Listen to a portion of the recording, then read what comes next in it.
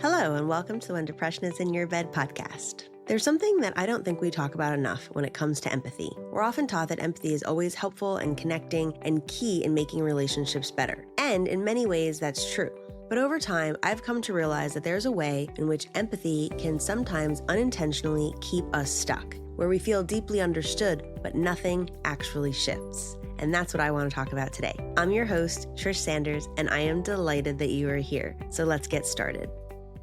In the last episode, I talked about a shift that I have made over the last several years when it comes to how I understand and use empathy. And today I want to expand on that because not only did this shift help me in how I work professionally, but it had a deep impact on how I relate to myself in my own healing journey. And I've been able to use this shift to really be able to create some behavior change in a way that I struggled with doing for a number of years, even when I was doing what I considered really good work with really good therapists. And I have come to think about this as what I call the empathy trap. And before I explain more about what I mean by that, I want to talk about what empathy is and define it a bit. When you hear people talk about empathy, you will often hear it described as feeling with someone. And this is how Brené Brown talks about it. And I think that it's an excellent definition of empathy. Empathy is truly about being with someone in their emotional experience, even if it's different than the emotional experience that you might have in a similar situation, but truly understanding where they are at so that they can feel less alone and more connected. And in Imago relationship therapy, which of course I practice, we agree with this definition, and we also see empathy as a teachable, definable skill. And you've heard me talk about the Imago intentional dialogue before, and my husband and I have done recorded dialogues for the podcast before. And the third step of the dialogue process is empathy. And so in Imago, we use empathy for that very purpose, as Brené Brown describes it, to be able to feel with someone. And in the dialogue process, empathy is the last step of 3. The first step is a mirroring step where you really get all this information directly from the person that you're trying to understand. Often in Imago therapy, we're talking about your partner. And just for the sake of ease, I will talk about it through this lens, but you can have a dialogue with anyone, including your children, your family,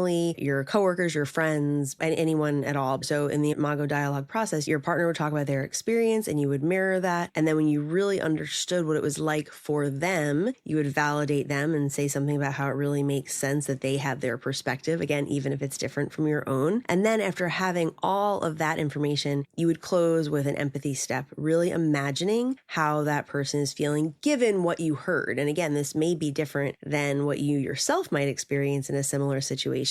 But this skill is seen as very important in Imago therapy, and having empathy as the third step, as everything is in the Imago dialogue, is an intentional choice. Because very often when we hear about someone's experience and we don't really know enough about what they're actually experiencing, we make assumptions and interpretations based on what we ourselves would experience in a similar situation. And there's nothing inherently wrong with this. This is how we often connect and understand people's experience, by comparing them to our own. But when we do this, our empathy might be a little bit off because we might imagine that somebody else might feel how we would feel in that situation. So we might say something like, oh, that's really no big deal. I don't know why you're upset about that. I wouldn't be upset about that. And that really can be invalidating to a person's experience and make them feel more isolated, less understood, and can create relational rupture and more disconnection. So empathy is an incredibly important thing. And like I said, for Imago, we look at it as a skill, and we try to help partners truly understand one another by getting a lot of information about the experience that someone had from their own perspective, so we don't have to guess, so that we can have the most accurate empathy experience possible. So in general, when you think about empathy, saying something like, wow, it sounds like what you're going through is really tough. It sounds like you're in a really hard spot right now. That could be considered empathy. In Imago, we have a very specific operationalized way of conveying empathy. And in Imago, we would say something like, I imagine that you might have felt frustrated or alone or overwhelmed or something in that situation that you just described. So you'd have more information. It's still your best guess. Empathy is not about being psychic, but you do have more information when you're using it as part of the dialogue process. And regardless of the specific approach you use with empathy, empathy done in a truly aligned way, really trying to attune to someone's experience and communicating that you get them in that way, really can help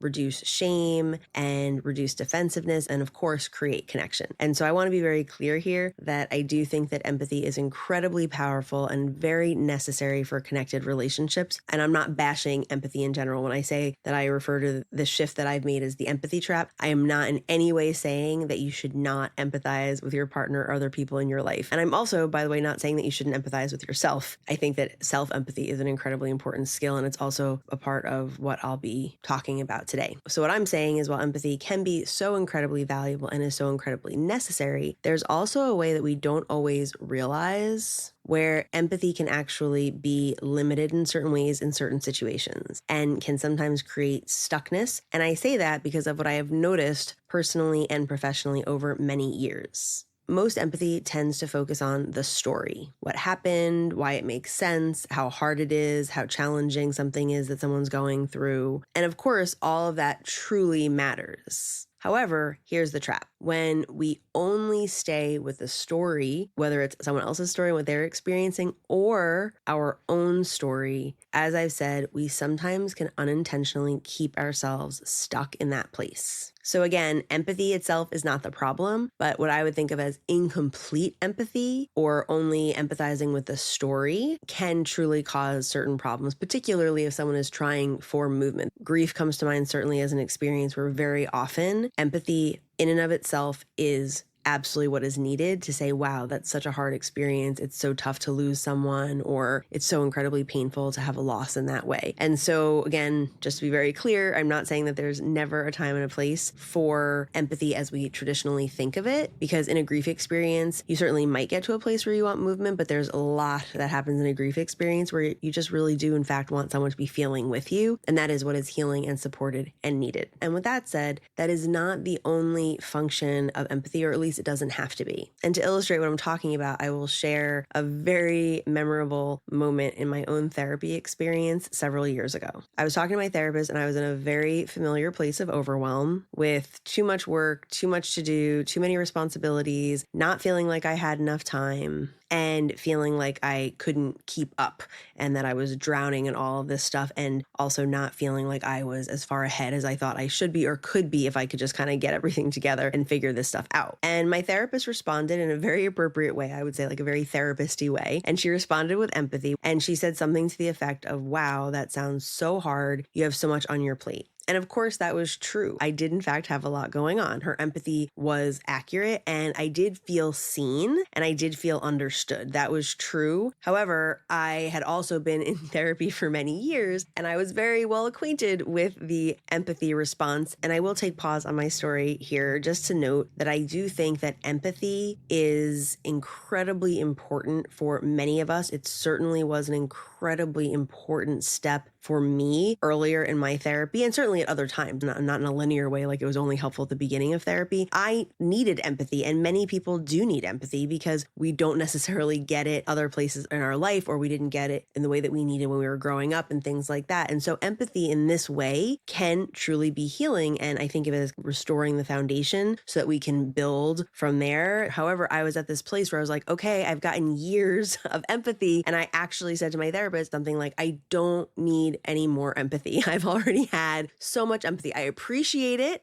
Thank you for seeing that I'm not defective and there's nothing wrong with me, and that there's a reason that I'm struggling and suffering and this is hard. Thank you for all of that. However, and at that time, I thought I just needed strategies, and that's what I told her. I've done a lot of work on the foundation. Now I need to build. I need to move forward. I need to take action. I need to do something. And again, from where I stood at that time, I thought that I needed strategies. And in part, there probably were some strategies that I could benefit from. However, when I got a strategy, a lot of the time I couldn't necessarily follow through, and that caused a lot of frustration. And I found myself in this loop of feeling like the kind of empathy that I was getting in therapy and from friends and family and other important people in my life was not really what I needed to create forward movement. And in time, I started to realize that something else was happening, and I started to understand what was more helpful for me. And it wasn't actually to have my therapist stop empathizing with me completely. It was more that I needed what I think of as an expansion of empathy. And what I mean by that is not just just empathizing with the story and what happened and what was going through and what was hard and how it all made sense, but also adding in empathizing with our nervous system state. So instead of empathizing with the story, which might sound something like, wow, you have so much going on. That sounds really hard. You have so much on your plate. I get how you feel overwhelmed. Empathizing with the state could sound something like, wow, it sounds like your nervous system is really in a sympathetic state. And when your nervous system's in sympathetic, of course, it makes sense that you're feeling an experience of overwhelm and like you have to do everything on your own and you never actually get through your to-do list. And this shift was so incredibly powerful because it wasn't just about understanding my situation, what was happening. It actually went to a place of understanding what was happening inside of my body and inside of my system. And this is key. Because empathizing with the story certainly can help someone feel seen and reduce shame and create connection. Absolutely. Again, just to highlight, empathizing with the story can be very useful and it's very important for many of us in certain situations. However, some of the time, it can also lead to a feeling of, okay, now what? What do I do from here? I feel understood. I feel seen.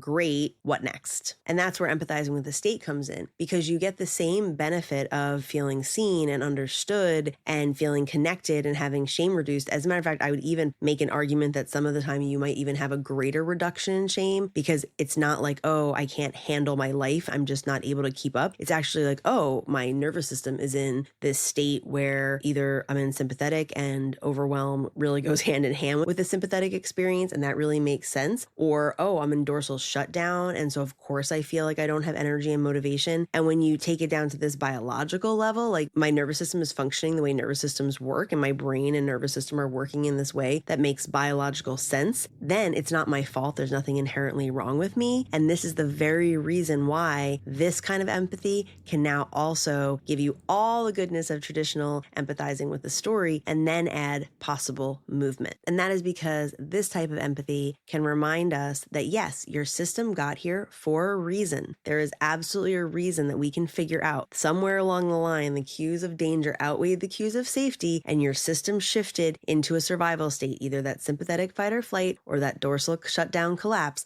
And that makes sense. And if your system got here, your system also knows how to get back to that experience of feeling more grounded and safe enough. And if you've listened to my other podcast episodes, you may very well know that when our state shifts, our story shifts as well. And so for me, in that experience that I'm so very familiar with of feeling overwhelmed and chaotic and like I can't make it through my to-do list or things keep getting added on to my to-do list faster than I can cross them off, then I can say, okay, if I take pause and I realize what state my nervous system is in and understand that it got here for a reason, what are the cues of danger I'm experiencing? How can I reduce some of those? And how can I increase some of those cues of safety? And therein lies the change, the shift, the healing, the what do I do from here question starts to be able to be answered. So what I really want you to hear is, and what is key in this shift of shifting from empathizing with the story to including empathizing with the state, is that of course, yes, empathy should validate one's experience and it can also support movement out of one's own nervous system experience into a safer nervous system experience. And from that place, when the state shifts and the story shifts, we start to be able to problem solve in ways that may not have been accessible to us when we were dysregulated. And to be completely honest and transparent, I do think looking back after having experienced this shift, looking back at my work as a professional, as a therapist, I think that because my ability to empathize with somebody's story is actually so incredibly high, I am excellent at empathizing. I think that everyone makes sense and I can sit with somebody and listen and imagine how they feel and sit in how challenging life can be. I've been there, and if I've been there, I can certainly understand that someone else might find themselves in a place similar to that, which of course is very much in line with the way Brene Brown talks about empathy, to be able to find a place in you to connect with where somebody else is in a particular emotional moment. And that is really powerful. It's what I think of as therapist 101. One of the key therapist skills is to be able to empathize. And I'm super good at it. And I have also realized that there have been moments in my work where I have sat and held a client with such incredible empathy that was absolutely genuine on my part. And I think I probably have kept people in their story for too long so that I may have unintentionally kept clients stuck, even though if they had talked about what's happening for them, many I think would describe it as feeling safe and understood and been seen by me. I think that for the most part, people would describe that as a positive experience. But if you then asked, well, did you get the movement, the forward movement that you were hoping to get? Sometimes people might say like, oh, well, yes, but it took longer than I had hoped for, longer than I expected, or eventually, that kind of thing. And looking back, this shift or this expansion of empathy, I wish that I had had this perspective, because I do think I probably would have been able to help people in perhaps a different way than I was able to previously, because empathy can sometimes reinforce an experience without helping shift it. And now, having made this shift, I do show up differently with some of my clients. And again, I still use empathizing with the story because it's incredibly necessary. I just also spend time empathizing with people's nervous system states so I can help them understand what they can actually do from here. And for me, I think that this is a much more empowered perspective. And it's something that not only do I use in my clients, but again, I've talked about in the beginning about self-empathy. I use this expanded type of empathy with myself as well, which for me feels much better than just sitting in the, yes, this is hard and this is understandably painful or challenging. And I think that compassion is an important part, often wrapped up in empathy of like, okay, this is what suffering feels like. Other people suffer. May I be kind to myself when I'm going through this experience? And I think all of that still applies. We're not really changing anything or getting rid of anything in this arena. Compassion is important. Empathy is important. And adding this additional level or layer of empathy becomes really, really helpful when it comes to truly creating change. So if you want to experiment a little bit with this new kind of empathy, or what may be a new kind of empathy for you to think about, I highly recommend starting with what I have been talking about as this self-empathy. First of all, I generally think it's important to start with yourself and get to know your own self and your own experience before moving out into your relationship with others. Know yourself first. But traditional empathy or feeling with somebody is incredibly important. And sometimes that is what your partner will need, or your friend or your child or whoever in your life.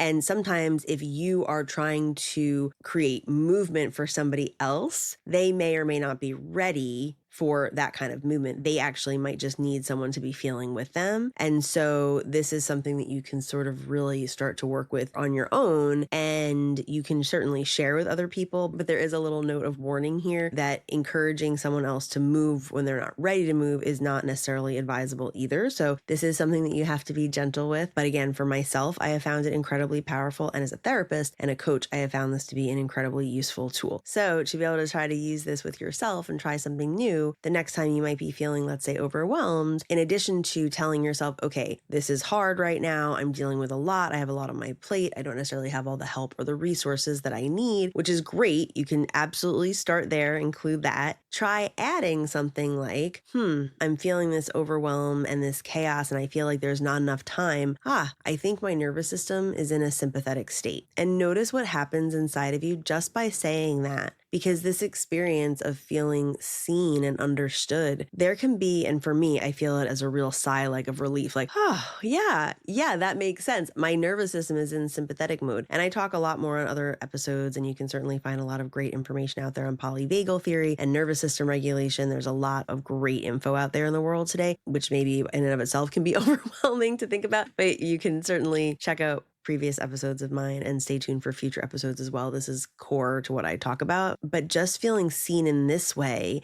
and saying like, okay, if my nervous system is in this dysregulated state, if I'm in this survival mode, what is one small thing that can help me feel a little bit safer, a little bit more grounded? What could bring me maybe a half a step towards feeling more okay? Or what do I need to feel more okay? And thinking in these terms, and if you really drop out of your head, a lot of times people are like, I don't know, I'm so overwhelmed. If I knew what to do, I would do it. And I certainly relate to that experience. Like if I knew how to fix this, I would. However, if you drop out of your head and you really drop down into your body, and I myself am somebody who has spent many, many years super disconnected from my body. So this was absolutely a newer skill for me. And in many ways, it still feels new as compared to the decades of time that I spent super disconnected from my body. Even me, who, like I said, has not always been very connected or very friendly to my own body and my own system, it has come very quickly, the ability for me, or relatively quickly, I would say for me, to be able to drop down and say, what do I need right now? What's really happening? A lot of the time, the answer is rest or a break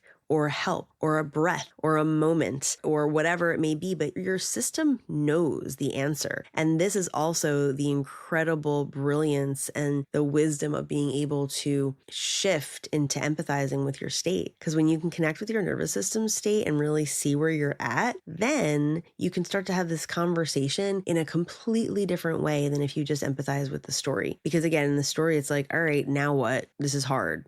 Okay, I might feel helpless and powerless and feel like I can't do anything about it. But if you're like, okay, yeah, this is hard. There's things that are happening. And the stuff that's happening is making my system go into a self-protective survival response. And so I'm in some level of dysregulation. What do I need to feel safer again? And if you can really quiet down enough, long enough, and this is certainly hard for people in different ways. So if it's not something that's coming easily or naturally to you, that totally makes sense as well. This is absolutely a practice. But if you can ask your system what you're really needing, you might be amazed what kind of answers you get. Because again, this idea of feeling understood is so incredibly important, and it's what so many of us truly need. I know I have absolutely needed it and still need it. Who doesn't need to feel understood? It's core to being human, I think, and being in relationship, wanting to feel understood by others, and also wanting to feel like you understand yourself, like you don't think you're crazy and you don't think others think you're crazy. That's a pretty reassuring feeling. But it is actually when our system feels safe enough that we can actually stretch and grow into new behaviors and new ways of being and showing up in this world. And it's actually even when we feel safe enough, when we start to be able to even think about what stretches we might be able to make, or that we wish we would be able to make, or what we truly need to be able to shift our lives in the ways that we want to shift them. Because as I mentioned earlier, I thought I needed strategy. And again, strategy is great. I'm sure that there's still strategies that I could use and benefit from learning in my life today. However, many of us truly already know what we need, but we're so disconnected